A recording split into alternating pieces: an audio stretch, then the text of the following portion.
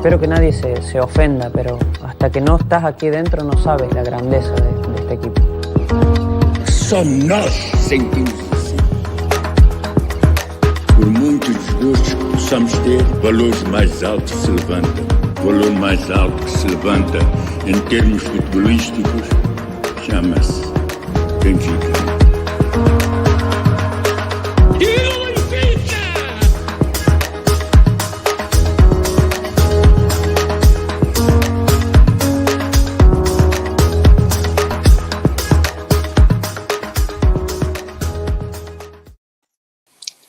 Welcome, everybody. Happy Tuesday, right? Yeah.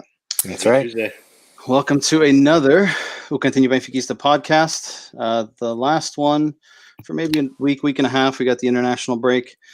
As you'll see, Oscar's missing. He's on another meeting for work purposes, or maybe it's not work. It might be personal. I'm not sure. But he'll be joining us shortly when he can. But in the meantime, we also have another guest that I would like to introduce to you guys. So we have Carolina. Welcome. Hi. Hello. Hello. How are you? Hi. Good. How are you? Not bad. Carolina is an avid Benfica fan, just like us. She lives here in the States, not too far from us in the state of Massachusetts. Met her on Twitter, been following her for a while, and thought it would be a good idea to get a different perspective, a different opinion. I'm sure some people are probably sick of listening to us four idiots yell at each other. So it'll be good to get a different perspective, a different view. But again, like we talked about it off the air, right? We're all Portuguese, we're all stubborn, we're all going to have our opinions. So it should be a fun conversation. So welcome, and look forward to chatting with you. Yes, Before I'm we happy get to be started, just wanted to touch on our sponsor, Exotic Dream Rentals, and we'll give them a plug here. 1 second.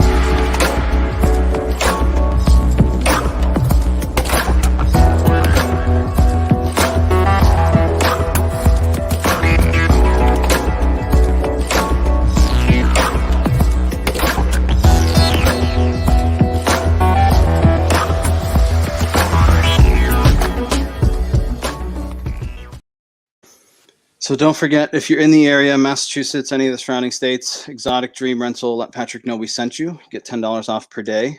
He'll take good care of you. So, topics for today. It's going to be a painful one, but I hope it'll be a productive one. I think it'll be fun. Triple the performance or triple the goals. Jorge Jesus said in his press conference or his introduction when he signed for Benfica again at the Seixal, vamos jogar o triplo.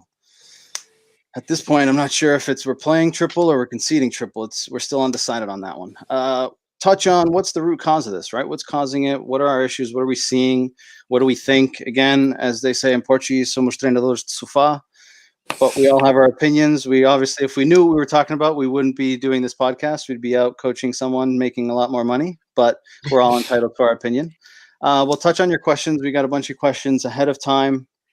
And also, I'm sure those of you that are tuning in and listening and watching live, feel free to join the conversation, share your thoughts as we walk through kind of the conversation. Feel free to give us your opinions as you always do. And then we'll touch on highlights and frustrations at the end. And if we have some time, which I think we will, we'll play that game in terms of pick two names out of the bucket and you tell me who you'd prefer on your team. So let's see. We already got a comment here. Oh, you already got a fan.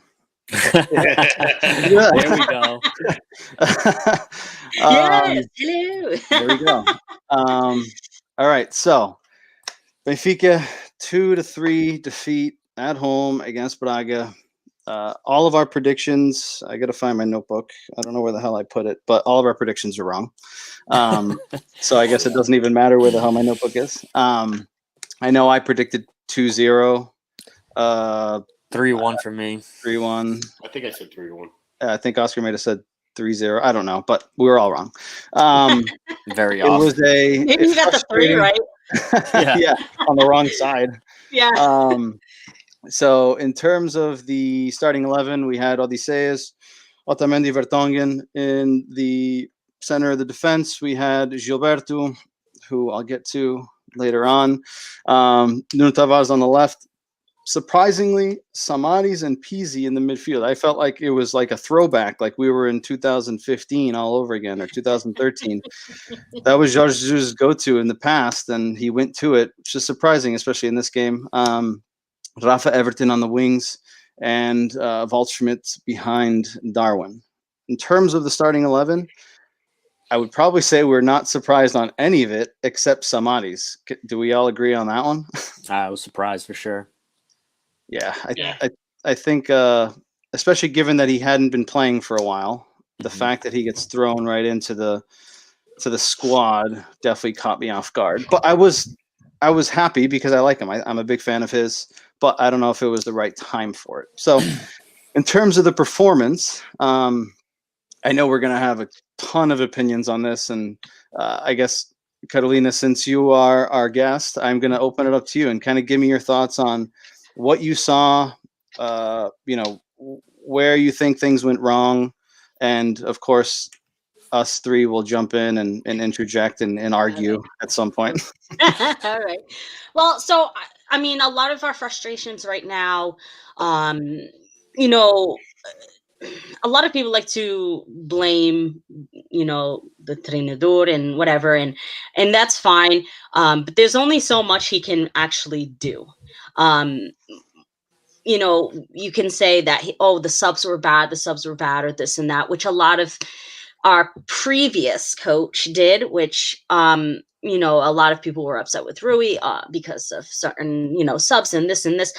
You really need to pay attention of who goes well with who goes well with a certain somebody up front, in the middle, and we lost a good part of our defense with all of these transfers and these and that. So that obviously doesn't help at all.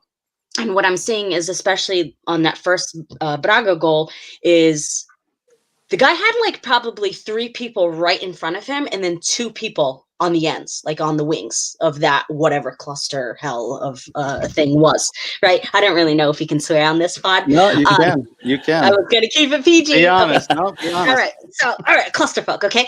Someone close to forgive. Okay. So, yeah, I know. So, how is it that you have 5 people really around somebody, and we're not attacking smartly or even that quickly? Because in an instant, boom, it was already a goal, and the guys are just looking at it like, what the hell? And it was a goal. Maybe Odie could have probably. I don't even want to pinpoint Odie in that moment, because what his frustration is. I have literally 6 defensemen, 5 defensemen. What are they doing? Mm-hmm. They're all coming toward one person, and then that creates that open space. Then you have that open space to get goals like that, and that's frustrating, because what we should be doing is at least spacing it out, so that way we can look for a rebound to kick it out, either whatever, get a corner, get a whatever. But I'm not seeing that much. Also, when it comes for us to score, I feel like we're doing great, and then we get a little over the midway line, we're not finishing correctly. And that's frustrating, because the team has potential. Our team is not a team unlike any other. And I mean that on the field, and even the attitudes with us, the fans. So I obviously too, like, they have no fans really at the games. So I understand it's really kind of like you're playing, but like you're not there. Like, you don't have that motivation too. So like a lot of this plays with it, but I think that first goal really, when you see that build up and you see like the pass before the goal, it's really frustrating to see everyone just coming at one guy. Yeah. When if you guys want to do that, that's fine, but at least get the ball. So here, you can see here on this frustrating image here is, right, you got Nuno Tavares and Samaris. One of those guys, for me, has to foul, right? Like, you're outside the box. You can't let him walk in. I mean, he literally dropped his shoulder, went by Samaris. Yep. Nuno Tavares half-hearted tackle, and he went in, and he's all left-footed, right? Like he has no right foot. So Right. it was frustrating for me, apart from the team looking completely unorganized on the clearance from Otamendi from the goal kick. Yeah. But I mean, I don't think there's an excuse for this to turn into. No. If I showed you this still image without knowing the score, and I said, "What do you think happened next?" Probably 9 out of 10 times you're going to tell me they fouled or they got the ball back. Right? There's two guys there. Right. Right. Maybe Kenny, in a past life. Kenny, Jason, what are your thoughts on, I guess, this goal specifically? I mean, me personally, on this goal, Samadi's literally has cinder blocks on his feet. He doesn't move from this position right here. Literally, the forward or whoever that is puts a small little move, and he's flat-footed completely. Doesn't attempt at the ball, nothing. And from there, I mean, no one else closes in, and that I agree with Carolina. That's the problem, right? No one else closes in, and the guy scot-free gets a goal in there.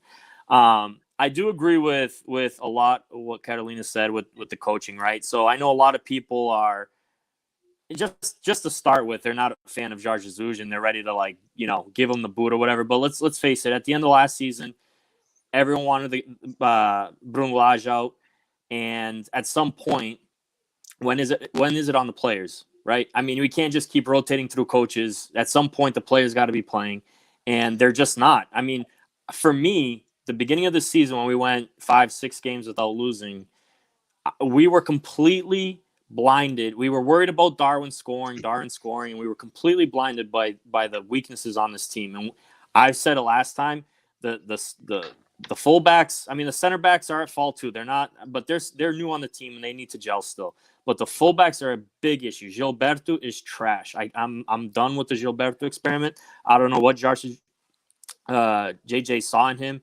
The midfield has no creativity whatsoever, and this was a problem at the end of last season, and it continues to be a problem this season. We didn't make any changes there, and it's just mind-boggling to me how no matter who we put in there is no one that creates chances for this team. We have two great forwards, three really. Seth is on a tear right now, coming off the bench, and the midfield just doesn't create enough. We get to the third, we get to the offensive side of the field. And we just circle the ball. Nothing to feed a ball in there. We cross it here and there, but there's just no creativity in the final third. So it's frustrating to me that we're letting in 3 goals a game right now. That's just not the Benfica that we want to see, or that's it's not going to last long. That can't happen. Yeah, Jay, what are your thoughts? Yeah, I mean, to be clear, I thought the first goal, it had a lot to do with the center mids, and with Pizzi was involved too. Because if you watch the replay, Pizzi just watches him, doesn't run back, doesn't track back, doesn't do anything. He just sits there. And Samadi, like Kenny said, he got flat-footed. He just didn't know what to do, and he got smoked. Went right by him and Tavares, and then. So here's the first image here, right? Like for me, there's just. It's just the effort. It's there's no effort. There's no one here, right? Yeah, my cursor, exactly. right? Yeah, that I understand too. But as soon as you lose the ball, you have to give some effort to try to press and try to get the ball back. But just if you hope you can play it, PZ just sits there. No, I can't play it because YouTube will take it down. This is when the guy plays the header, right? And the ball's coming here or here. Okay. Yep. The fact that we're playing it short and this guy is just all alone, right? No one cuts off anything. It's just we're just going to hang out here. By the time this guy gets it, right? He's now running at, right? Look where Tavares is. He has to get back. The fact that he even got back there, right, is ridiculous. But the fact that it's just there's no organization off the ball, considering we played the ball short, which is more annoying. So that makes and the thing that pissed me off the most. Where the hell was he trying to put the ball? Benfica TV was showing a replay, and I didn't even get to see the whole play until that actually went in, which pissed me off. They're like, "Oh, goal!" and I was like, "Fuck!" Stop showing the replay.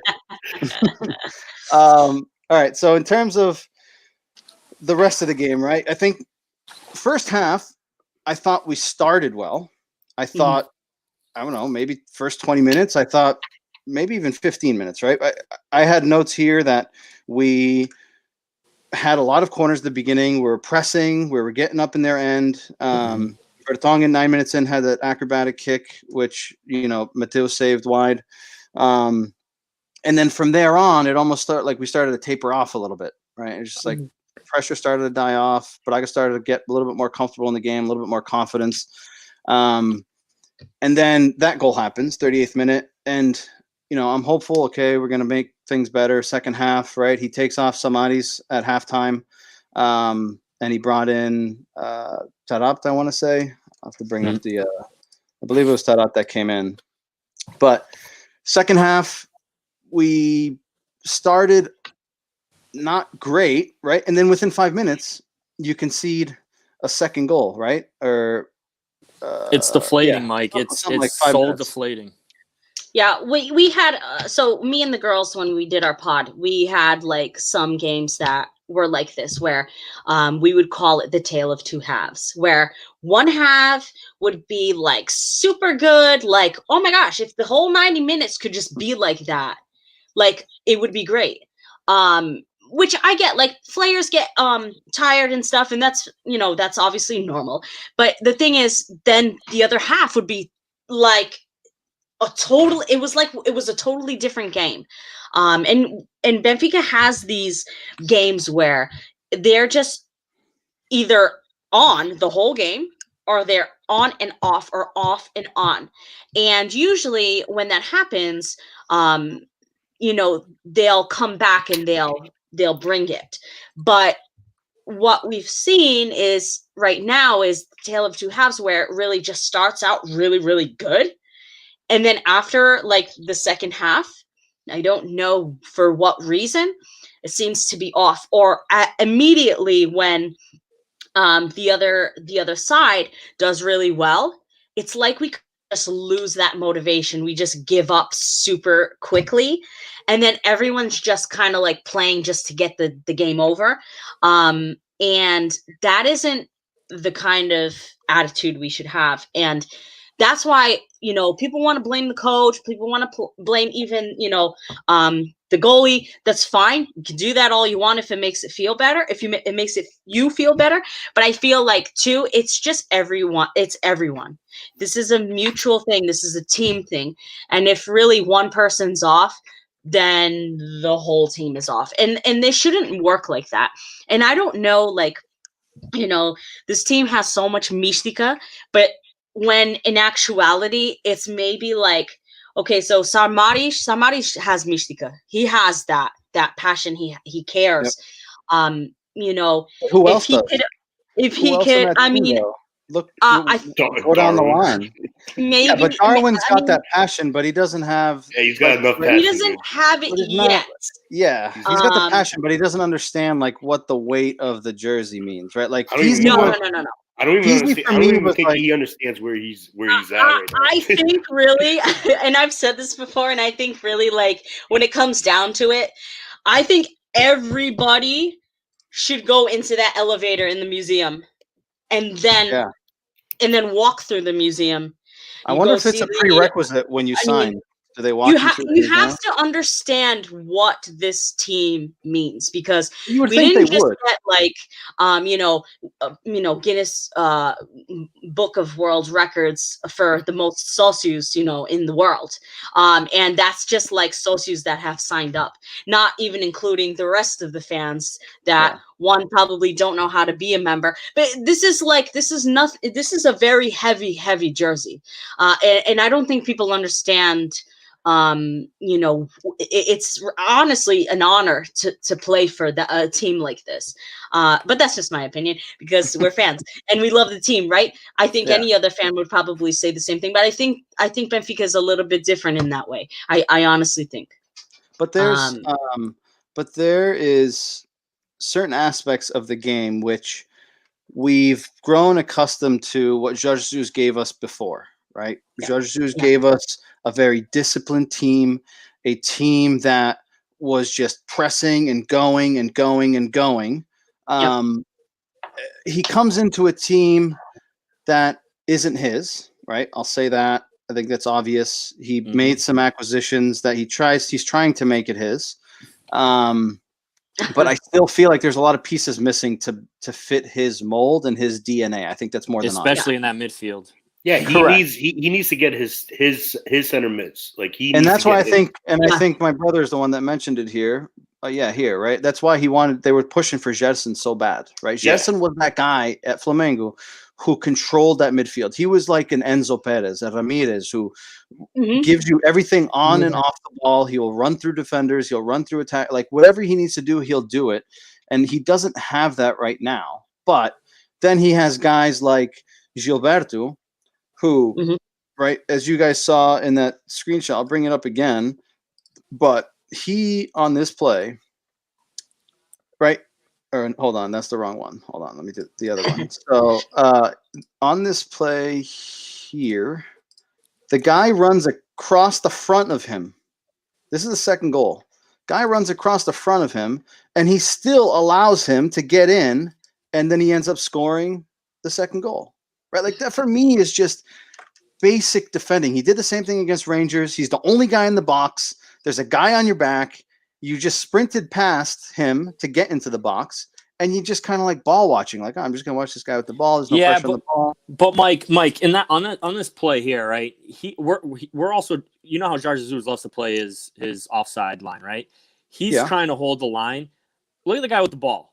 There's no one around. There's no pressure. Correct. There's no pressure. Yeah. He can play that ball. Like the timing is there for Braga to sneak that one past. Like there's just absolutely. Look at that space. Hold on. I get it. I get what you're saying, but I'm gonna have to prove you wrong here for a second and if you look at the title of this picture that I took, it'll tell you everything you need. Gilberto é dormir. You want to hold the line? That's fine. If he holds the line, he's offsides. Who keeps him on? I'm the last. I'm the last one that's going to defend Gilberto. But there is, I mean, because you're a defender. That's why. Well, but look at this. This guy has the time of day to make that pass and feed it through. But look at that line. I mean, that line is spot on, right? You follow your center back, right? And look where he is, right? He lets him run across him, and then he goes with him on top of it. Like bad enough, you already let him get across you, and then on top of it, you're going to keep him on side, and then he's just going to walk in and score. Like. He's probably worried that it's so close that he wants to get ahead. But the thing is, he's the right back, right? As the right back, you can see there shouldn't be anyone behind you, right? So you have the vision of the line. Everyone's in front of you. For me, I'm not a defender, but for me, that's terrible defending because he sees everyone down the line. Everyone on his defensive line is in his vision. In front of him. Yeah. So the fact that you keep him onside because you're lazy, for me, is ridiculous, in my opinion. Yeah, look, I still think that you know the midfield for me, and I keep going back to this. It's just it doesn't help. It doesn't help the defense. Everyone's on Otamendi's case. I get it. I read some of the comments here. I get it that he's not he's got age. I mean, he's not the player he was at Porto. But just because he's a Portista, like everyone keeps saying this thing about he's coming from Porto, he's helping Porto out. Come on, guys. It's a Portuguese thing, though. When Maxi Pereira went to Porto, do you think he gave a shit about Benfica anymore? He celebrated when he scored against us. Exactly. He celebrated when they won the. But he's a rat, so he's just. But he was a guy that canceled. He's canceled. You want to talk about Mística, right? Like he was a guy that had that Mística. He was our captain. He was there for so long, right? Yeah, but if you have Mística, you wouldn't go to Porto. Yeah, but he's a Mística. You know he has Mística, but he's a burro, so it doesn't matter, right? But the fact that he scores against us at the Estadio de Luz and celebrates, right? Like. It's just it goes to show, but again, like I get it, but I feel like it's a Portuguese thing, right? Like it is. How many times in the Premier League do guys go between teams, right? Fabregas went to Chelsea, right? Van Persie went to Manchester United after leaving Arsenal, right? Like, and they won titles, right? Like it's a job for them, right? Like you pay me, my requirement, I'm going to go and do it, and I feel like the Portuguese, there's so much like hate. And as we say, ódio, right? Like there's just so much of that. It's just like you take it very personal. If you were one of us, you can't go to the other team and play. Like, what are you doing, right? But when I think loyalty, Michael, no loyalty. But when I think back, at guys like when we were growing up, right? Drulovic, Zaovic left Porto, came to Benfica, right? I like them. At the time, there wasn't a social media presence like there is today, right? So who knows? Maybe there were frustrations and we didn't know about them, right? But I just feel like it's a different mindset. There's so much hate and jealousy today in Portuguese soccer that it amplifies something like this, and then it's just an easy target, right? Like Otamendi has one bad or two bad games, and it's just like it's Otamendi's fault. You know, he's there, foi encomendado por Porto, stuff is a propósito, right? And it's just like that stuff to me is ridiculous. And let me ask you guys this: who's our best center back right now? I'm not gonna lie, I'm ready for a change. I think Vertonghen played good against Rangers, and I thought he looked good against Braga in certain phases. I'm sorry, who was that? I didn't hear you. Vertonghen. Okay. So, for me, despite Otamendi's red card or whatever, I still think he's our best defender overall. I don't think he's had issues. You're saying overall or performing? Overall, our best defender for me is Otamendi. He has the best overall center back we have. And that's my point is we can take away the Porto thing, take away the slightly bad games he's had. Otamendi, as a player for player of center backs that we have, is our best center back. Yeah. Now, is that a bad thing? Okay, that's up to debate. If that's the best that we have, fine. But our defense, as a defender, our defending is you're as good of a defense as your midfield is to help you out. If your midfield is not there to help you out, you're naked back there, especially the way Jorge Jesus plays with the wing backs up the field. I mean, you're defending with two defenders, and if your midfield's not coming back, your fullbacks are trailing back. Yeah, you're screwed. You're going to be hit on the counter every single time. So I understand that we pretty much had to go with these center backs in this game. But are you guys, like, is anyone else ready for a movement in that position? Like, I'm ready to see a change. Even after the international break, I'm still ready to see something different because something's up, and I think they need maybe to Dibu or Ferro or someone needs to just come into the lineup probably. I mean, I'm not opposed to it, but I just don't want to touch on Mikey's comment here. No, it's not about the Porto thing. The third goal, right? And no, it's not. I have a screenshot. I have two screenshots. Dude, to me, that's Otamendi's fault. For me, Vlaco Dimos is out of the box. Hold on. Yeah, yes. Vlaco Dimos. That's what I'm saying. Yeah, you said Otamendi. You said Otamendi. No, I said Odi. Otamendi. Yeah, hold on. So this is the play. Vlaco Dimos. So this ball comes. This ball comes from a clearance from midfield. All right. The ball hasn't bounced yet. Look where Odysseus is. Okay. Yeah, that's got to be. Ball has not bounced, and he's outside of the box. Okay, that's pre-bounce. All right. Now we look at after the first bounce, and look where he is still. Okay, so that was pre-bounce. Let's look at the second bounce. Okay, and if I bring it up here, we have look where he is again.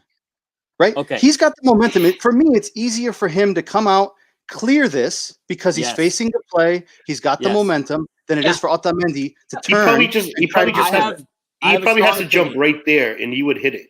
Absolutely, the ball's coming straight to his head.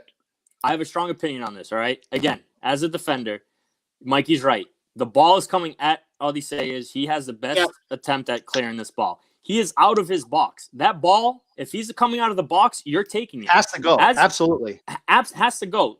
If Otamendi has anything to do with that, he now has to turn his body to clear that ball. All they say is by coming out of the box, he is calling this ball. Now, if you let this, if this were to play out, the ball takes the ball bounces. Takes a bounce here and then he stops. Yeah. And he stops, he hesitates, and that's when he gets screwed, right? And that's when they come through and score the goal.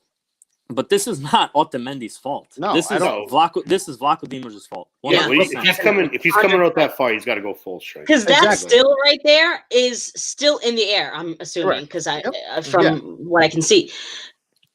What is so when the ball is already in the air and you're already coming at this velocity, correct?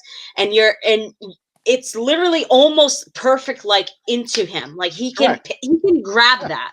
So I think a lot of our mistakes too, even with players, are they kind of second guess themselves, and they second guess their players. So what's happening right now is he's second guessing himself, and that's why he hesitated. And then whatever happened after, now he has to think of that. Okay, so do they even think of this play for the next game or for the next games that happen? Do they really go back and watch what they did? Probably not. So I mean, I hope so.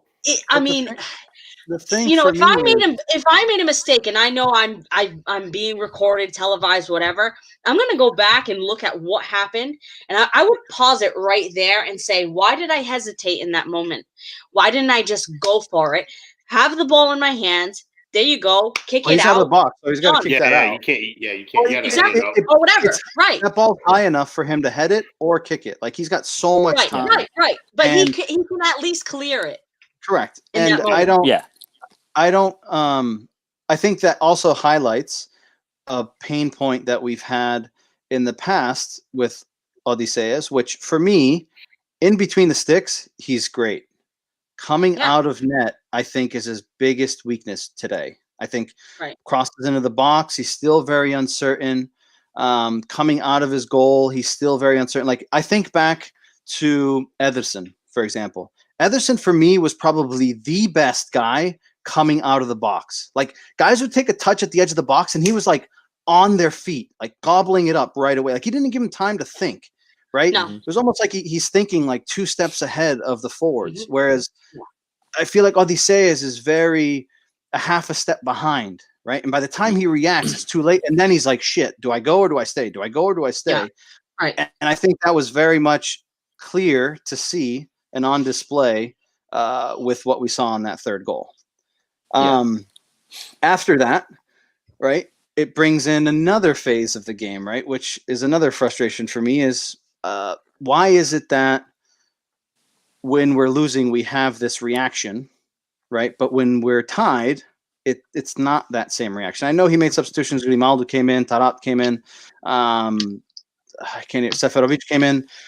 So he moved a little bit with the team, and I think the substitutions came in and played well. But Grimaldo, biggest what Grimaldo did in the 20 or 30 minutes that he was on the field was like absurd. I think if the game went on another 10, 15 minutes, we probably would have won that game. And in reality, we could have won that game. I mean, when you look at the chances, we had Rafa crossed to the Seferovic in the 68th minute. We made it 3-1 or 1-3. Grimaldo crosses it to Seferovic in the 70th minute, and Mateo saved that header off Seferovic 2 minutes later, right? Yep. So Tarat passes it to Grimaldo over the top. He heads it to Seferovic, who scores it, makes it 3-2, 74th minute. And then we had the goal, the second goal was in the 86th minute. The 74th minute was Waldschmidt's miss from Grimaldo's header, which I don't know how the hell he missed that. Like, he probably did the hardest thing, which was to miss there. But it was a bang. Yeah. I feel like if the game went another 5 or 10 minutes, we're talking about a different result here. But it doesn't take away the fact that against Rangers, I get we had a red card, but it was almost like we had like that one last boost of energy. Let's go. We got it. Against Braga, again, like that third goal for me kills it completely, right? Like if we don't concede that third goal, I think the game's a little bit different. But again, the reaction, it's like these guys only get kickstarted once we're down and we're chasing the result, which is frustrating. And I don't understand why, but I want to talk about, right, what's the root cause of this, right? And I'll share my opinion is I said to you guys in the text message, for me, Benfica's issues today are in this order: center mids, outside backs, center backs. And for me, again, I've coached at the club level, nothing extreme. I've been in the game for a while. I watch a lot of soccer. Doesn't mean that I know the game better than someone else. But if your center mid is not good enough, you're going to expose your back line time after time after time. And it's constant that our center mids, with 2 in the middle, we do not have the same type of players that Jorge Jesus had last time he was here. He doesn't have the Matic. He doesn't have the Enzo Perez. He doesn't have the Ramirez. He does not have those guys that have a tireless engine that are going to run and give you everything off the ball and on the ball. We're left with a Samaris who Jorge Jesus went to go get, who's 5-6 years later, who's coming from some injuries, so he's not at his best, right? Samaris is one of those guys that maybe takes 3, 4, 5 games to really get going and get into the rhythm. We have Peasy playing a center midfield role, which for me is probably the number one mistake, in my opinion, because if you're going to play him in the center of the park, he has to play behind a forward. You can't sit him in a center mid role. He's not going to help you defensively. But in reality, he's been our best center mid with Gabby. I mean, that's pretty much the only pairing that's been working for us, to be honest. Tarat's had a few good games. Tarat's had, but either way, the most consistent has been those two pairings. Well, consistent in playing. Well, if you look at their record with them playing in the center mid position, they're the ones that work the best. But in terms of just the two of them, like none of our center mid pairings for two players are capable of doing what Jorge Jesus wants, right? Like we just don't have that motor in the midfield. Like if we were going to play with Peasy and Gabriel, that's fine. We need a third guy in there. That's my opinion. Like you have to fill that midfield. And until we figure out that center mid, I don't think we're going to figure out the defense because our defense is continuously caught with our pants down. We're just continuously exposed. Mm-hmm. Do you guys think that, like I've mentioned this before, but do you think Jetson could be that center mid that you guys say that works tirelessly in the midfield like that? He has the characteristics. Box, Jetson comes back in January, so I feel like he's the one that would probably fit that role the best out of everyone that we have. He has the characteristics. Whether Jorge Jesus likes him or not is a completely different story. Well, that's also true. And that is just so. I think that's just so wrong for these coaches to pick a certain somebody or have, they have some favorites, I'm sure, at some point. But you can't go off of favoritism. You have to go off of what is right. And if you're really paying attention to the practices or you're paying attention even to the games in general, I take like thousands of notes on, okay, this didn't work, but this worked. So let's try this for the next game, or let's try this on, but you also too, you have to study the other team too. So I know it's like a lot of work and stuff, but you have to understand like what goes well with what, certain lineups, certain positions, if it's 4-4-2, 2-4, whatever. I think all of that plays, and I feel like if JJ really wanted success on this team, he would probably pay maybe like a little bit more attention to this. But also, it's really, like I said, it's really in everyone's game where you need JJ to do his things and his tactical things, but then you need them to go ahead and make that come to life. But I feel like right now it's kind of with all the transfers and this and that. I think the team in general really needs to come together as a collective where, I know people that work with the team very closely and it's very grouped. They're clicky. And right now too, on a personal aspect, you got to leave that crap off the field. Because when you're on the pitch, issue last year, though. Right. Well, the issue last year too was, we did have Feija, we had all the, we had Ruben Diaz, we had all these people that really knew how people played, and right now we have a mix of a lot of old people, like not old in age, but old where they've been on the team, so they know it. But again, then you have these other new people, and you have to adapt to their playing style, or a lot of that plays into factor. And I think because I'm like so naive, I look at the outside more than I do on the inside. But I like to see both of them. But when they clash, it doesn't work. But the problem is he's made so many changes, and I know we talked about it, Jason and Kenny, and I feel like every game that center mid pairing is like alternating, right? I know the back line he's made changes because he's been and that forced speaks to. volume, Mike. That speaks volumes to that he is not comfortable with any of those players. He still hasn't found the right combination.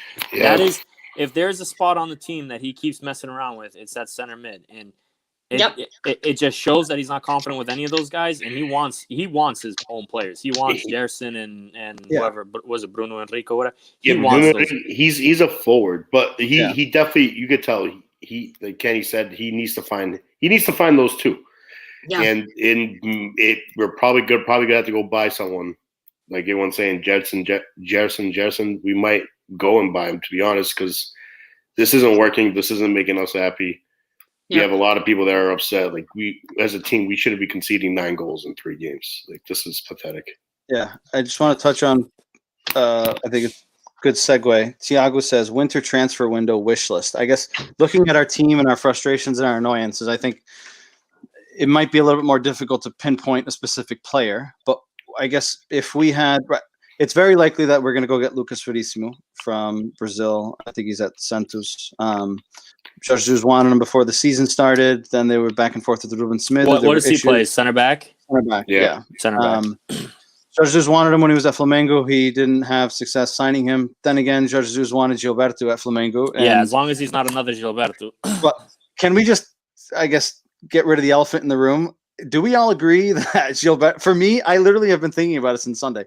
For me, Gilberto might honestly be, since I can remember, the worst right back Benfica has ever had. He's got to be up there with the list. Can you think of anyone else that was worse than him? Yeah, he's been pretty bad as of late. He really has. He's terrible. I'm not gonna argue for him. Like, it's you wanna feel bad for the guy because, and I get it. There's a lot of new players on the team, but he's coming from South America. He's coming to play European soccer for the first time. It's kind of hard to. He has to have time to adapt and develop as a player. He's still pretty young too, right? Or is he? He's like mid-20s. Yeah. He's 27. Yeah. All right. Well, but he's still, old enough to know better. All right. Yeah. Right. Yeah. So what would you guys say? I just think that he gets too gassed in these games. Like he's not used to running like this. He's probably wondering to himself. He's like, "What the hell am I like a cheetah just running up and down this field like nonstop?" He reminds me of one of those guys. Nobody could be Rafa. So yeah. He reminds me of one of those guys where like the first 50 minutes he's like so amped up, like caralho, vou correr. 50 minutes goes by, he's like caralho, estou cansado. Yeah. It's like, bro, you wasted all your energy already. Like, what the hell are you doing? Some of my favorite moments, even though it sucks, is just him tracking back. He just he puts his head down and just runs as fast as he can. He's just like, oh my god, I gotta get back. But his legs look like they're moving so fast, but his body's going so slow. Yeah. That's JJ's style, right? He has to play that offensive wing back and track back at the same time. So I don't know if that's what he played in South America or not, but I mean, JJ wanted him, so he must have known that he would fit his scheme, but it doesn't look like he fits the scheme pretty well right now. So if you guys had to pick, I guess apart from a center back, right? Let's first, if we're only able to make one more signing in January, where do you think? Go get Jerson. Go get Jerson or whatever. Go get his guy. Carolina. I want Renato Sanchez, but I don't know if we're gonna get him. We all want him back. Yeah, seriously. I would take Renato. Listen, I'd take all of those Benfiquistas back, because they're just watching from their point of views, and they're like, "What the heck is going on?" Yeah, I don't know. It's very hard to say. I want a lot of people back. I would say top 5 would probably include Nico Gaitan, but he's leaving. He's going back to Brazil. God, or he's going to Brazil. They say he's going to Grêmio, but we'll find out. I don't know. I want to run through some of the other questions that we've gotten. Yeah, sure. So I guess we'll start with. I guess Danny makes a good point here. Does Benfica have money for Gerson after what we spent in the summer? They better go find some. We're always going to be in debt. We're going to make a bake sale. We're going to be in debt. So, you know what? Umas malasadas. Some bowl I just we'll sell it. my mom a couple weeks ago, and those things probably could make a killing. So do a bake sale. Hey, sell some of the youth if you have to. No, then you're gonna get mad, dude. You're gonna get mad. We're doing that right now. I'm gonna make me mad, but you guys will be happy about it. Right, so we'll sell Nuno Tavares and we'll go get Jason. Yeah, start there. But that's the thing is LFV. Dude, I hate you guys so much.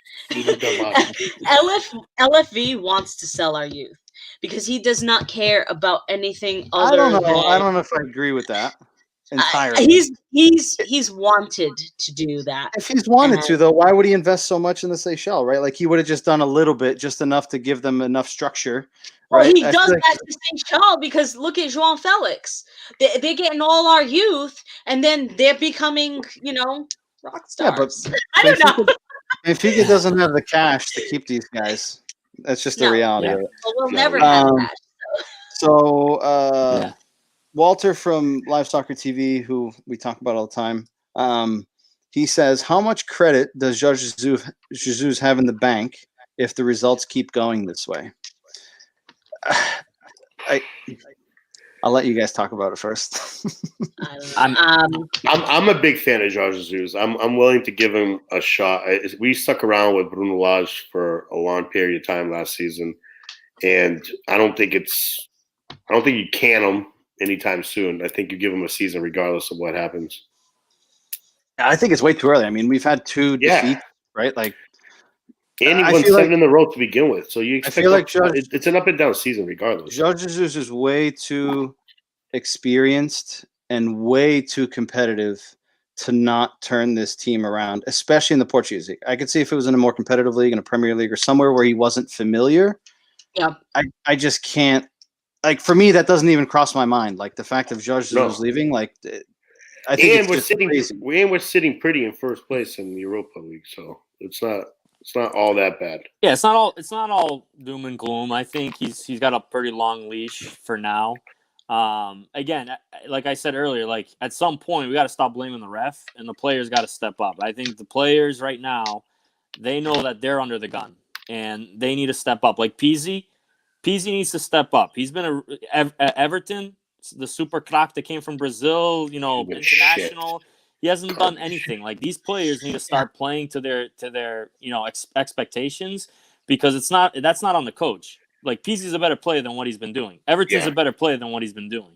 So at some point, that's where the buck stops. Yeah. So Right. So that's a good segue. So Mike says we'd be better off not starting Everton, and talking about maybe moving Tarat on the left and giving Darwin the ability to still stay central, or Sedvi coming back into the team. I know Danny's a big fan of Seferovic. I guess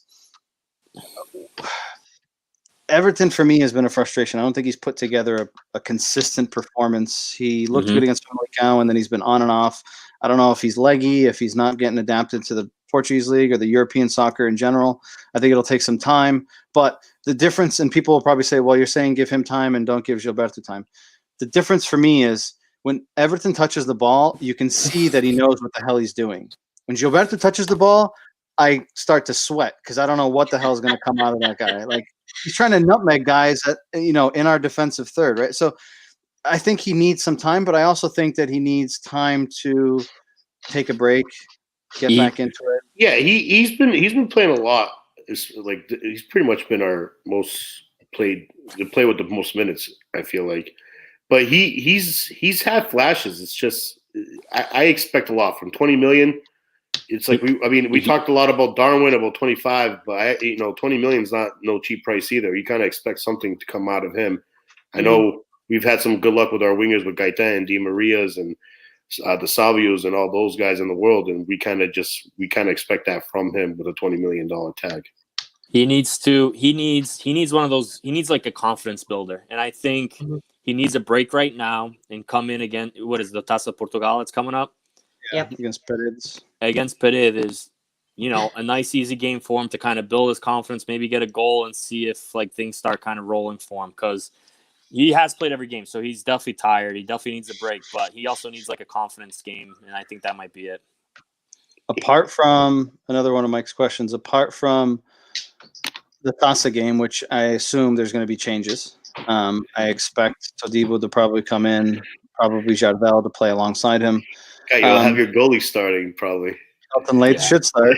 Do you guys see Jorge Jesus, at least in the near future, opting for Ferro or Jardel in replacement of Vertonghen or Otamendi? I don't see it, especially Ferro. I don't see Ferro getting anywhere near that starting 11 unless somebody gets hurt.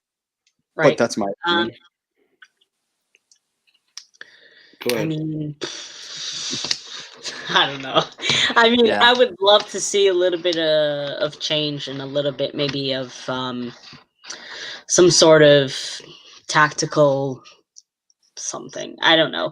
He's just, it's hard. It's hard to predict what they're going to do and if they're actually going to make a good change or if they're just going to be like, well, let's see how this person does with this person. And that's like what makes us nervous because we don't know what's going to happen. We just need that chemistry to like happen. And we're always just waiting. So he played with 3. I know we argued about this morning, Kenny. Yeah. He tested 3 center backs today in training against the B team.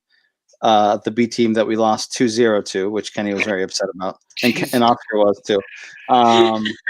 Should not be losing to the B team. I How don't do you care lose? who's And playing. then you guys talk about the kids. The kids should start. They're the ones that beat him.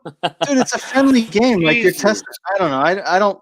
I don't really care much Dude, about friendly or not. I think I remember reading the text. Was friendly or not, you should not lose to your. It's like the Red Sox losing to Boston College in a preseason game. It doesn't happen. I'm sure they didn't want to lose.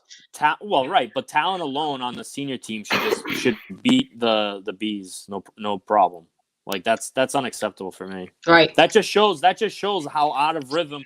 Like they're not into it. Something's up. Like they're not into it or whatever. Who are the center backs playing for the youth? They should probably bring those 2 up and start. No. And the center mids too. Listen, what Bruno Lage did last season was he did that. He brought these youth into the games and tested them out. And I think that we should mix a little bit more. Just put him in for, I mean, I know like sometimes the little teams screw us in the end because either way, I always looked at it this way. Each team, you're not going to get more points winning against Port if you win against Stubble. You're going to get the same amount of points if you win either one. So, why don't you, for some games, put in a B team player, see how they connect with other styles of playing, because we just look at it from what's going on the field, but we don't see it in the background. And then a lot of times the background is what makes those performances the way they are. It's just like, us at work. If we have a bad boss that just shits on us all day or the back office or whatever, we're not going to work to our full potential because we're at that point, we're going to think, well, what are we doing this for? Who are we doing this for? That didn't work out for us last year, though. We had Tomas Tavares, we had Nuno Tavares. I mean, I agree with what she's saying, but like we kind of have to sprinkle a little bit, like maybe one We guy have or to. 2 guys, just like one or 2, just something, so that we did can that. get an idea, right? Last year we tried to just sprinkle everybody. That's a fun We were cake. doing the fun Last year was a all day. funfetti cake. yeah. So maybe Seriously. we should do that where, okay, if we verse our B team, we have to look at, okay, who on the B team really shined for me that game? Okay, let me bring that up to a smaller game, even to my team, my other team, Santa Clara. Okay, Santa Clara from the Açores, whatever, put them in for one of these games and see how it works. If it's a massive fail, maybe you choose somebody else. If it's a massive fail to you and you don't want anybody more from the B team, fine, that's fine too. But you have to get a feel of everything. And I think we're just focused on one objective, and what we should be focusing is a whole. The whole collective, the B team, our team, other things surrounding it, where a lot of politics, I think, was involved last year, where, I have nothing against Bruno Lage. Bruno Lage gave us the Trinity set, and I cannot ever take that away from him because I feel like he really put us on that track. What happened in the inside and the politics going on back and forth and this and that, fine. I don't know. And I don't want to know because it would probably make all of us angry. But that's why he went to get I think Jorge Jesus takes that aspect out of it. Yeah. Sure. I think that's one of the reasons they parted way with Jorge Jesus the first time around, because he wanted control. He didn't want to be anyone's puppet. And Luis Fiera LFD's puppet. Okay. Yeah. And he wasn't willing to do that. And Bruno Lage and Rui Vitoria were those guys, right? Whatever he said went. Right, and right. I think Jorge Jesus or Luis Fiera was with his back against the wall at this point and was like, shit, well, we need to make a change and we need to go get this guy. But again, Jorge is going to do things his way, how he wants to do it, regardless of what Luis Fieta wants or anyone else wants. He's going to do it his way. And whether that includes youth or not, I mean, from a youth perspective, the most youth we're probably going to get is what we have, and Gonzalo Ramos. I don't see him exploring with much more youth, at least for now, unless we really get into a rhythm and someone stands out. And to be honest, he's probably the only one that's at his age, at 18, that's probably ready to step up. Like Gonzalo Ramos is probably like our prize like gold right now in our youth. Like I feel like he's like the only one. Maybe Morata from the center back, but besides those two, like the other ones are just young kids. Like they're 18, 17. Like they need to develop more. But I'm happy, like what you said, I'm happy that he's sprinkling him in on a few games and giving him a shot and kind of quieting everyone that says that he doesn't trust the youth. Yeah, but don't get too hyped with Ramos because he's got a lot of like Darwin, Luka. Yeah, no, I'm just happy that like he's not going to get much of a chance playing. No, I'm not saying that. I'm just happy that he brought him up and he's playing with the first team. It's giving him an experience. He's 18. Right. He's gaining that experience, which is good for the kid. Maybe next season he turns a leaf and he becomes something special. I just know how much you love the youth, and I just want to set your expectations at the right level and not be like Gonzalo Ramos is like the next João Felix. It's like, no, he just doesn't have the chance Felix has yet. Felix had an immediate chance. Ramos is not going to get an immediate chance. Felix stayed on the bench for a half a year, and then when Laj came into the team halfway through the year, he's like, I'm going to start the kid. Felix played a lot in the bench from the beginning of the year. Vittorio wasn't giving him a chance. And then Lodge is the one that kind of brought him in halfway through the year. Okay. Like, no, I'm starting the kid. He rolled the dice. I mean, again, we talked about it earlier. I'm not saying Gonzalo Ramos is João Felix. I don't think there's a lot of João Felix. I don't think there's a João Felix right now. Maybe there's one that's probably 4 years old or something. I don't know. But, you don't get João Felix every single year. Of course. No. But those are the kids that that you want because, they started their life at Seychelles, and they've molded to know how, severe that this team is and how important it is, not just to the country itself, but just the whole world, like the fans around the world. But I feel like those are the kids that you want to have on the main team because those kids care for the club. They care for, the treatment that they've had and whatever. But I agree. I definitely agree. I mean, we're never going to have a João Felix every single year. But unfortunately, the being the Benfica fan doesn't, I guess, translate to your performance on the field, right? There's been plenty of guys that we've gotten rid of who came up from the youth and left and haven't turned into anything. If it was a matter of being un Benfiquista, shit, I'd be on that team right now, and I'm sure most of us would be on there, right? Because it runs through our veins. Right? Maybe I'll be on the Fem team too. Maybe before we go to the next question, we finally have a late appearance. Hey. What's up, buddy? What's going on? Hey, we have a new face. Hi, Oscar. I'm Carolyn. Well, Carolina. All right. So one of the last questions, Jonathan says. Last questions. We're at the end. Well, of the question, bro. We can get your opinions after this question. Seeing performances from Porto and Sporting and losing to Braga. Who do you believe will be the most threatening in the title race? I guess Oscar, we'll start with you since you're late. Benfica. Wait, let's think about this. When Sporting's ahead of us, it doesn't count for me. Okay, I don't care about Sporting. Dude, you're gonna get a lot of hate, bro. I don't give a shit. When Porto's ahead, I get a little scared because of the history. But when Sporting's ahead, Braga's ahead. To me, hey, let's go. Only lasts until the summer, until Christmas, and then it's over. All right. They play once a week, dude. You gotta be careful.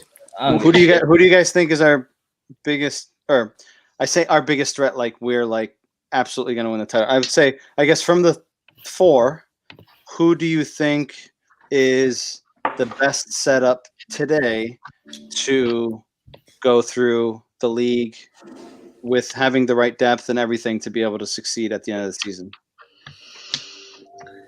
Well, Sporting last year was in 4th, and Braga took that 3rd place spot. I'm not worried about Braga like beating us or whatever. I'm worried about Braga being that team that we lose to, and those are essential points for us to go ahead. Where last year we lost. We handed the Campeonato to Porto, and We did. over a span of 5 games or so, we just gave it to them. And I think that's a team we're gonna struggle against them. I think so.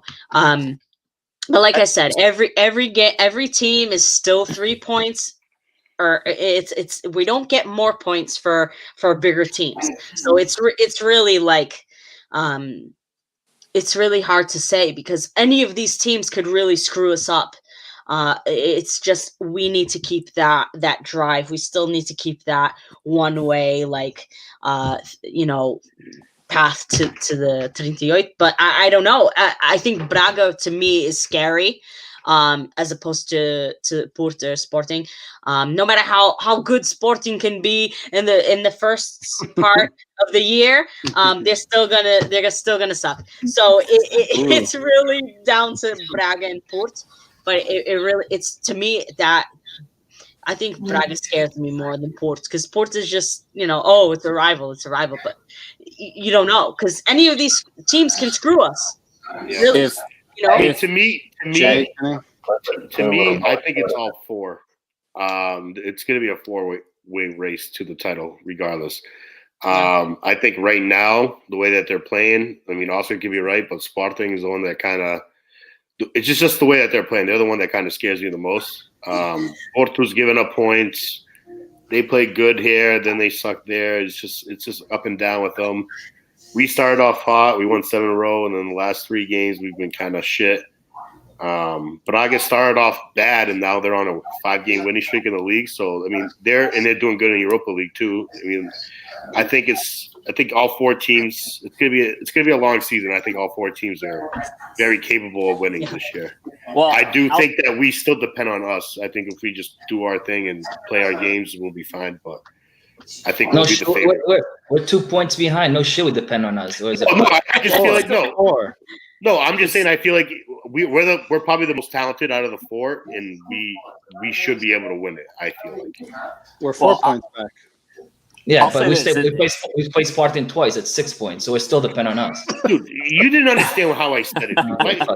It's still early for that, but I'd say this: if according to some people's theory, if Otamendi's screwing us over to gain Porto points, then Rumer and Mourinho is gonna not let Sporting win and let us take the advantage there. So no, but seriously, question for that, Kenny. Real question. If Sporting is out of the title race, if Sporting is out of the title race, when we play Sporting right at the end to get us above Porto, do you think Mourinho plays his B team? He doesn't play his B team, but maybe he doesn't set them up in a way that gives them the best chance. This was me joking around with all the people hating on Otamendi because they think he's like a Oscar does Portista trying to wreak havoc. Oscar, let's hear your opinion on Otamendi since you came in late. I'll pay for a team to take him. Which is honestly, so I was on Twitter that day and I was like, wow, people are really hating on Otamendi today. Yep. And I don't know if it's just because just all these emotions, because they think that maybe I don't know. I feel like people just jump to the target right away. It's an easy target right now. Yeah. It could be the Porto thing too. And it is 100%. Okay, so let's just say 50-50. People are just blaming it on the fact that he came from Porto and whatever. Or you can look at the fact that, okay, he maybe had a bad game where we're talking about Seth and how he's great and whatever. Last season, he was horrible. Yep. Okay. And the season before, it was like great. Boom, boom, boom. And then the rainbow goal that he had was amazing. Wait, what rainbow goal? Everybody remembers the rainbow goal. But so then a lot of people, like, obviously with social media, they're blurting out these opinions. Oh, it's because he had a baby, blah, blah, blah, whatever. I don't think that really even matters. Yeah, you're probably getting less sleep because, okay, you have a newborn and stuff, whatever. I get that.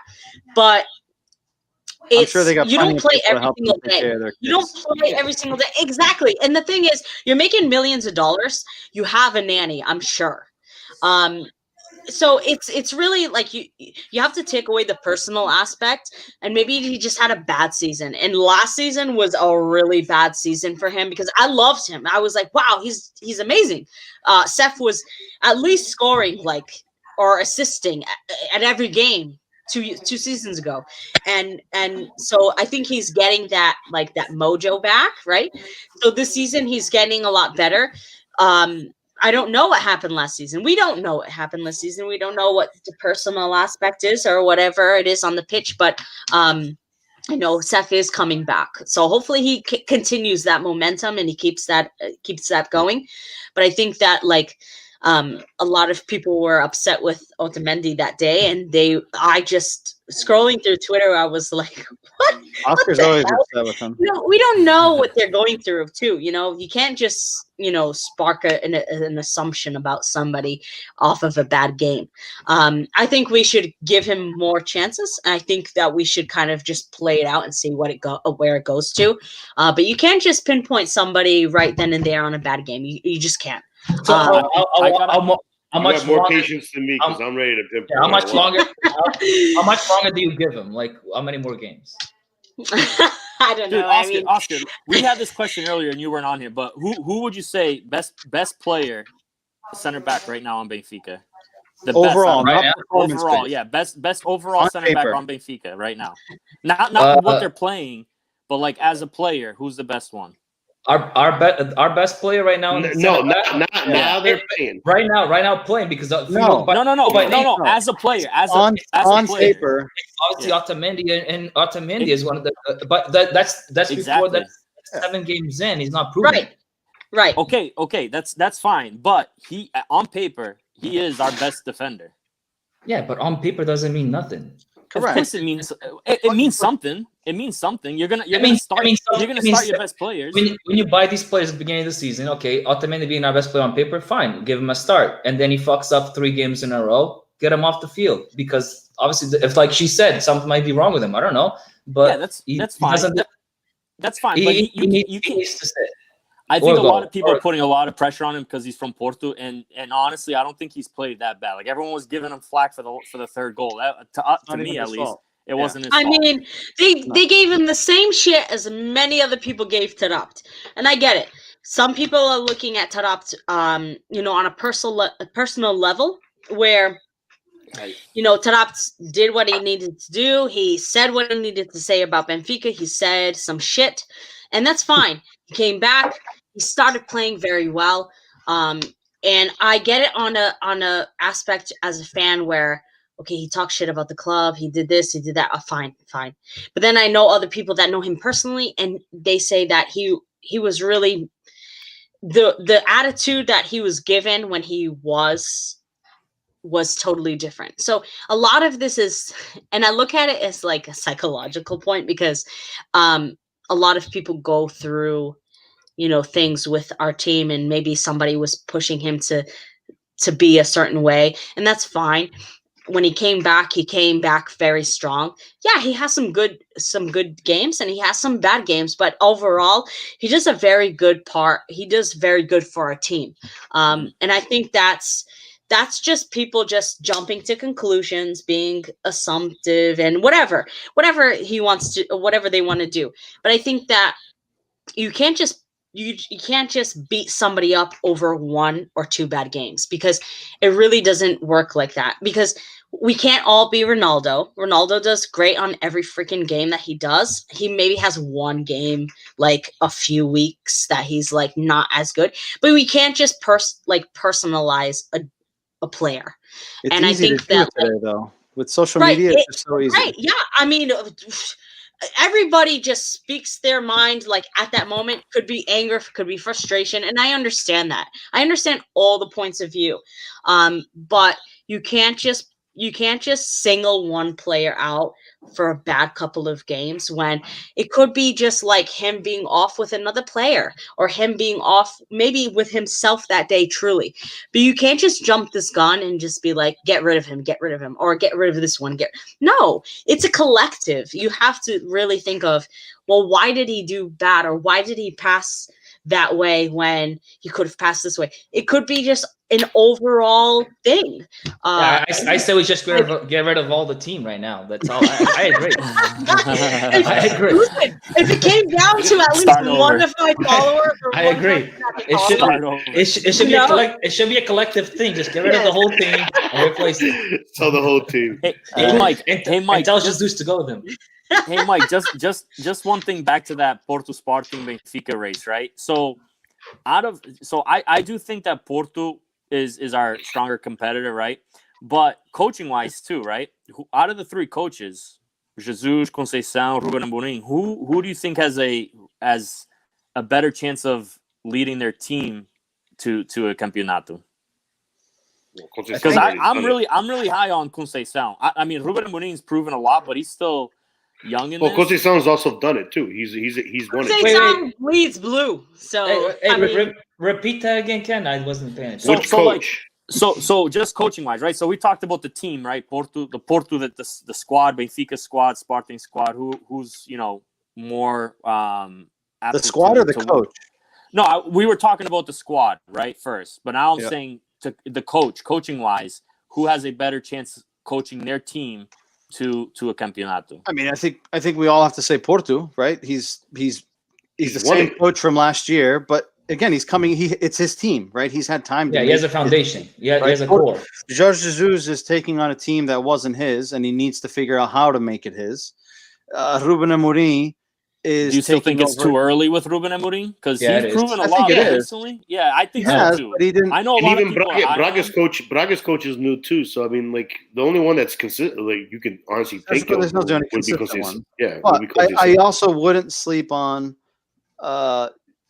Ruben Amorim because Paul mentioned it, right? And we've talked about it before. They play one game a week, right? That for me in a game where they don't have a team to play any more than one game a week, and they get by January. I guarantee that team goes down the hill because they're going to be. They don't have depth. No depth. At all. Yeah, they do. They don't have much depth. But in but what depth does Porto have? Porto doesn't either. That's why they're stuck in two. But Conceição can coach that. He can figure that out. But again, it's his team, so it helps a little bit, right? Ruben Amorim is coaching it with the youth right now too. Correct, but again, they're playing one game a week, and he had some time with them last year. But the expectation is different, right? Like if Sporting doesn't win the title or doesn't finish in the top two, it's not the end of the world, right? Because they didn't make many transfers. Right, the expectation isn't that they have to. It's not the same expectation as Benfica and Porto because we invest heavy, right? Sporting is more like low risk, high reward, right? We didn't invest much. Yeah, we want to get back into that conversation of title contenders, right? But we also understand that we didn't spend a lot of money. So if we get there, amazing, right? But if we don't, okay, let's continue to build off of this platform. Don't forget, if I'm not mistaken, Ruben Amorim might be their biggest investment. Period. Like in the last 2 years, like the money that they put in just to go get him outside of his salary, like who did they buy that was more than 15 million? Probably no one. More than 15 million? That's how much they ended up paying for Ruben Amorim to get him, to release him and everything. No, they couldn't afford another person like that. But that's what I'm saying. What was their biggest spend from a player wise, right? They're probably in the 5 to 7 million range, right? So the expectation. So the expectation is, and Paul's probably watching. So if I'm wrong on the numbers, feel free to, or Jonathan. But again, I don't think that Sporting has made a significant investment in players, right? That would lift that level of expectation. But I also wouldn't consider them a top three. Like there's my thing there's my with Sporting. All right. They're basically doing the exact same thing, or did exact same thing that Benfica did when they got let go of Rui Vitória. They invested in a coach that had no experience. That coach is investing in all their youth to basically carry them through the next level. And it's spinning out, just like it did for Bruno Lage. Bruno Lage, we recovered 7 points from Porto when he won the championship with the youth.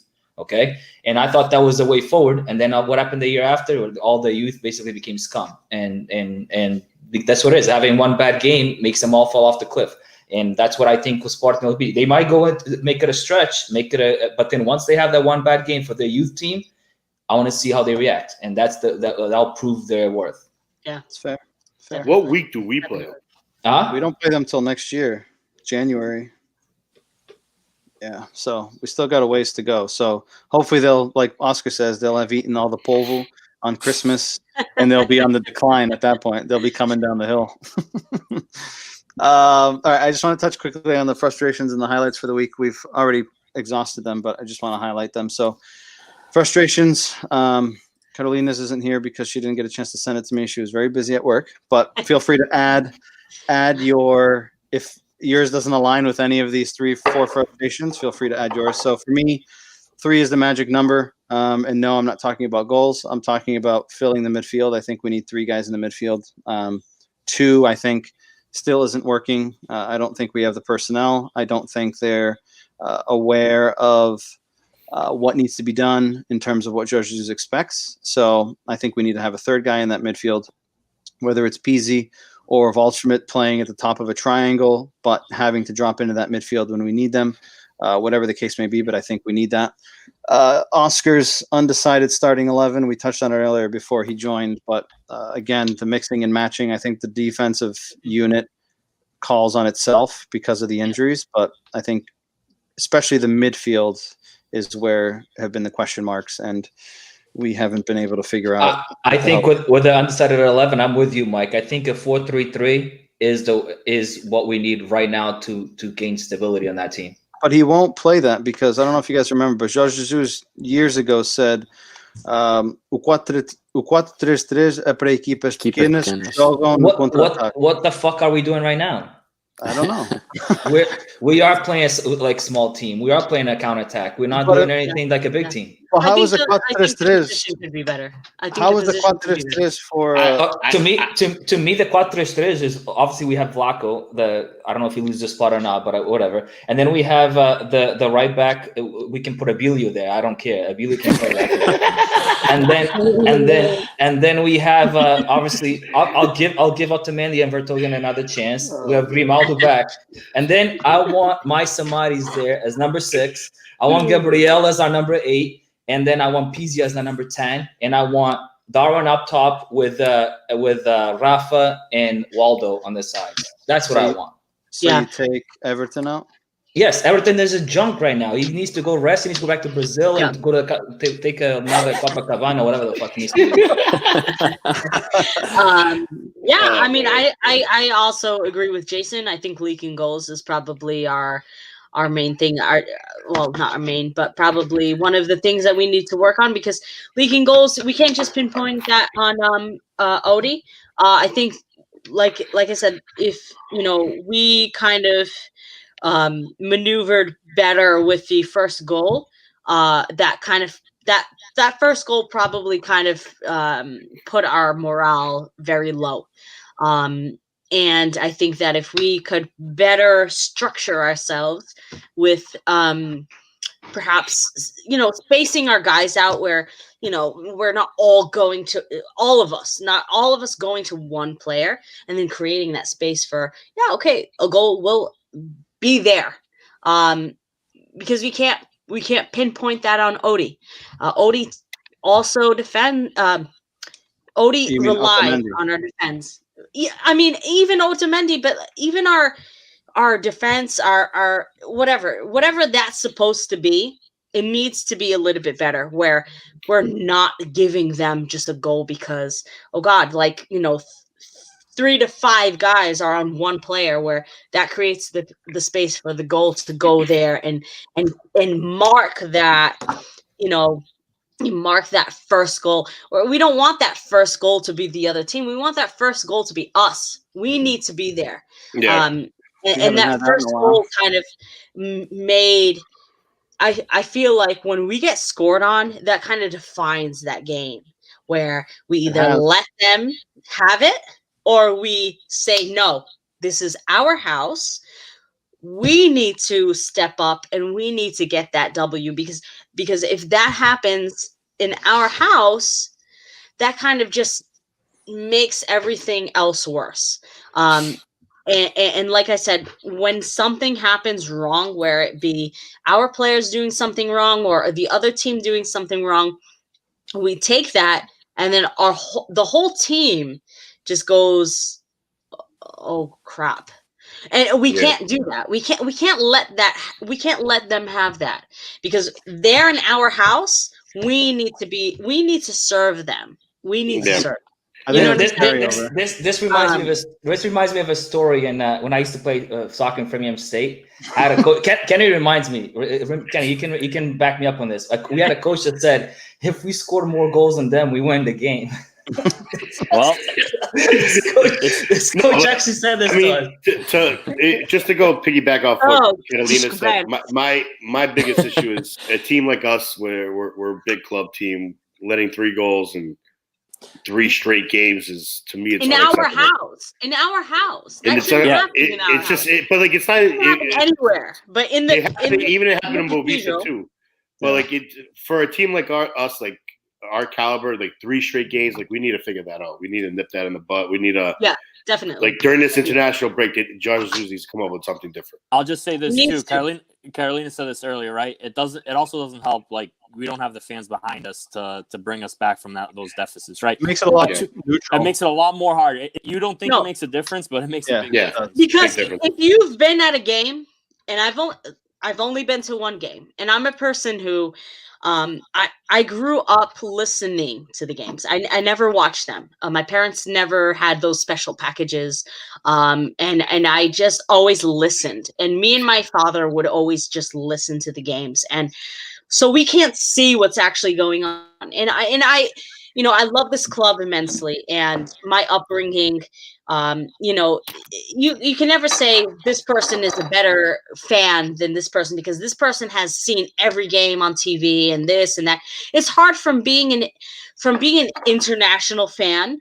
It's hard to get with the games. So you guys are mentioning these games here left and right, and I'm a person where, okay, I don't remember that game because I didn't see the game. I grew up listening to the game. So as a person, from that perspective, and now, with obviously, like, with technology getting better, I watch the games now when I can, obviously when I'm not working. But seeing the differences and all of this, it makes me think, like, what is actually going wrong, and these things are trying to, we're trying to make the best out of every situation, and I think that the people that watch it, they know more, and I give them all the credit. I give you guys all the credit, because Michael, you were even saying, like, in this game this happened, and it's like, I just have my memories of listening to it, so I don't see what's actually going on.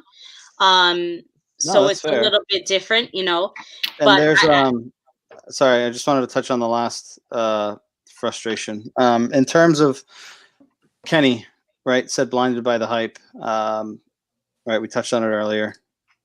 It was exciting to start. It all looked great and amazing, and then it came undone in the last week. But it's still very early. 7 games into the league. But we did say something 5 games in. We did mention how, even though we beat those teams, none of the teams were our team that would give us, right? 5 games in, or like 5 games, 5 wins. But we also said, be careful, guys. These games, we haven't faced anybody that could challenge us. You actually said it.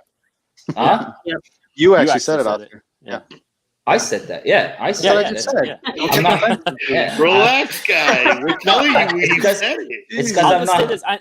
I know a lot of people are like, a lot of fans are pretty patient. They're like, it's still early, we'll calm down. I'm the type of fan that's like, I ride game by game. So if they're high, they're high. If they're low, I get critical right away. Like I'm right in the emotion. Yes, I'm very emotional with the game by game. So that's the type of fan I am. It's a marathon, man. It's not a sprint. I know a lot of people. Mikey's completely different. I know Mike likes to. It's early. We're gonna figure it out. I'm not like that. I'm like, you're too this game. This. Up and down. They're like my heart, up and down, up and down. Oscar took the game off against Rangers. He was so pissed Dude, off. like, I don't wear a jersey when they lose. I'm just like, I'm in all black today. This is the way I am. Yeah. All right. Highlights. International break is for me. I think it comes at a good time. We needed it. I think the team needs a little bit of a break. Unfortunately, it would have been good if some of the guys who I think need to stay with the team to practice and kind of work on the details were there, but they're not. We have Odysseus, Otamendi, Vertonghen, Everton, Seferovic, Darwin, Gonzalo Ramos, Tarat, and Waldschmidt away on international duty. Everton actually plays against Brazil plays Uruguay on the 17th, so we might see an Everton versus. I hope all of our guys sit on the bench. Yeah, those two are definitely not playing. Look, now they have Cavani and Suarez as Uruguay, so Darwin's probably coming off the bench. Everton sucks. Guarantee Brazil doesn't use him. He starts. Yeah, we'll see this game. Oscar said Samaris is back. That was his talk shit, Tank. Positive for the day. Jason says never give up. The fact that we came back against Rangers, almost did it against Braga again. I think at least one positive that we can take is the team has some fight. So Yeah. I would agree with that. Seth does. And Yes, Kenny says more Grimaldo. Darwin had plenty of fight on Thursday. Yeah. All right. Any closing thoughts? Oh, I guess. Hold on, we're gonna play this game. So, game, dude. Catalina, this is. There's a lot of names in this bucket, and Okay. I picked two. Everyone who's in the comments watching, you can play along as well. So I'll pick two, and you have to tell me if you were making a team, which of these players would you want on your team? Okay.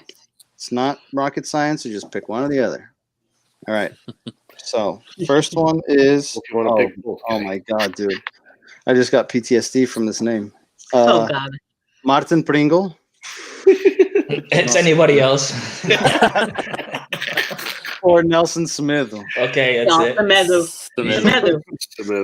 Without even not even thinking. No one's giving Martin Pringle. I guarantee anybody picks Beto over Martin Pringle. Beto, man. You guys want Beto? Yeah, I'll pick Beto. Dude, you did this last time. Beto. Yeah. He said Cardozo last time, and I picked Cardozo. All right, so Beto against. Did you put your Cortez guy in there? Shanu. Do you guys remember Shanu? I don't remember. Shanu, I somewhat, but I don't remember. Hey, I'll pick Beto because the goal against Manchester United. That's it. Yeah, that was a rocket. Okay. All right. Let's see here. We got Carlitos. I remember him. Winger. Oh, which Carlitos? You had two of them. Carlitos, the darker skinned one. Dark skin. Okay. Yeah, the winger. Short guy with the long hair. Oh, we had two of them. We had a short guy too. Short white guy.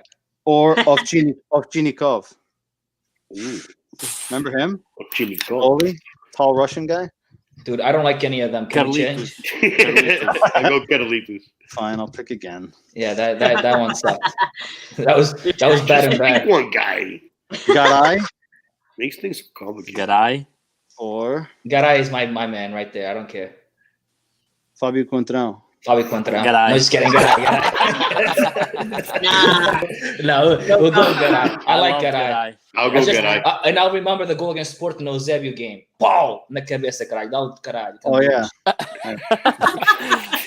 Give us a touch. Petit. Ooh, that's Oscar's boy, too. Petit. You should have had one more. You should have had one more goal in his career. This is a good matchup. Petit or Manish? Man. Petit. Wait. This is a Benfica podcast, not a Portugal podcast. Yeah, but then last time we took the Rui Costa. Rui Costa really. What did Manish do in Benfica? Really nothing. What did Rui Costa do in Benfica? He won a championship. Hey, tu quando dizes o nome dele, a ver se lavas a boca. Okay. Oscar's like me. We're João Vieira Pinto guys. Dude. Yeah, I know. João Vieira Pinto, man, he did everything for Benfica. Everything. Right. Petit. Yeah, I'll do Petit. Yeah, Petit. As a player, I'll take Manish though. João Felix. João Felix. God. Or Manuel Fernandes. Tankaroo, what's up, buddy? I'll do João because he won us a championship too. Yeah. So did Manuel Fernandes. Manuel Fernandes, aquele gajo era burro, pá. Era burro como? Tell me how he was burro. How do you leave Benfica? You talk about that 04-05 team, and he was part of that team, and now ele joga como burro. No, era burro. Tu és burro. No, I was just saying ele burro. The way he left Benfica, that was. So we're gonna judge him how he left Benfica. Yeah, I mean for Benfica, I like João Felix. He did it better. And he got us 126 million. So fuck it. You know what? To me, it's tough, but I'm gonna go with the kid as well. I'm gonna go with Felix. Yeah, me too. Manuel Fernandes left us e agora anda aos pontapés na Rússia. Hey, Manuel Fernandes, give some respect to that guy's name. I guarantee he's made more money outside in Russia than he would have done in Portugal. Pois chama burro. Obviously. Obviously. All right. So just social media. Check us out on. Oh, that's over? Yeah, dude, Yes. you showed up in the an hour in. Like, what did you expect? Showed up in the fourth quarter with 3 minutes left. Yeah. Seriously. You showed up with a 2-minute warning when we need like a field goal. Yeah. You're like the kicker at the end. Check us out on ocantinhobenfiquista.com. There's articles in English and Portuguese, so check us out. On Twitter, all of our Twitter handles here. I'm Gonçalves10, myself, Oscar's OB Portugal, Jason is Tank Defont, Kenny is K Defont 4, and Carolina is Footy Carolina.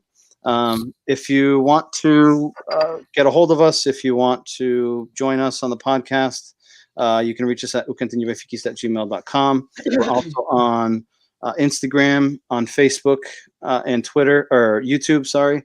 Enquanto Benfiquista on all 3 of those. Make sure you subscribe to the YouTube channel. Make sure you like our Facebook page and like our Instagram page as well. And I forgot. Apple Podcasts and Google Podcasts. So if you don't want to see our faces, you can just listen to us while you drive, or if you're Portuguese and you're cleaning the house on a Saturday morning, you can listen to us doing that too. So pick your poison. Any final thoughts? I know we're going to have a break. It's going to be a while, a week and a half, 2 weeks. I'm honestly really hoping that this break could do something or just kind of relieve some sort of stress. I mean, obviously, like with the pandemic and stuff of all of these things happening, it's really hard. I'm sure a lot of this stuff takes a toll on the team itself. But I'm really hoping that this break could kind of just open more opportunities for us. Even probably just the guys that are on the national teams could probably just think of different ideas and certain things, but hopefully that could work. Hopefully. I'm not sure. On the national team, let's go. Vamos Portugal. Yeah. Yes. Hey, couple good. We'll play France and Sweden, right? And Andorra. Yeah, but that's Right, yes. that's the friendly though. Yeah, that's the game I'm looking forward to. There's gonna be a lot of goals. We play France and Croatia. The other 2 games probably 0-0. Hey, if we tied France 0-0, that'll be good for us. Oscar, any final thoughts from you since you joined late? Anything that you wanted to get off your chest that you've been holding on to since Sunday? All right, so my thing is our defense is probably most likely all going away for the international duty. So is our offense, all right. And we're struggling in the midfield. Hopefully, he can work the guys that stay back, Samaris, Gabby, and Pizzi in that midfield. Work him. I don't give a shit if you have to do 20 miles a day. Work him, those fuckers. And when we come back, those are our 3s to start the season or the All right. restart. Well, Nice. thank you guys for another podcast. It was another eventful one. Carolina, thank you for joining us. Yes, thank you for having me. Awesome. Everyone listening, thank you for listening. Thank you for tuning in. As always, we appreciate the views. We appreciate the comments, the engagement, and getting involved. As always, again, don't forget to like our Facebook page, subscribe on YouTube. Oscar, do you have your drawing again, or you don't? Oh, yeah. Hold on. Let me just go a few pages back. Smash the subscribe button. Wait, what? Did he write it right? Did he have you write it? You wrote it, yeah. Good job, Obi. Hit the bell button. You'll get notifications. Going to hit you guys with an exit video here. It'll probably hit you in the feels, right? Stick around, watch it. It's maybe 30 seconds. Listen to the audio. It'll hit you in the fields. It's from our boy, Guillermo Cabral, who I'm sure most of you guys know. But again, thanks for watching. This was another episode of Enquanto Benfiquista podcast. And until next time. Good night. Guys, later. Bye. Agora fechem os olhos e pensem no Benfica. Sintam esse arrepio que vos percorre o corpo todo. Esta é uma nova era de glória, graças a Deus que estamos a ser abençoados com tudo isto. Podia dizer que a partir daqui morreria feliz, mas não. Eu não me quero ir embora sem antes ver realizado o maior sonho de todos os benfiquistas: vencer na Europa.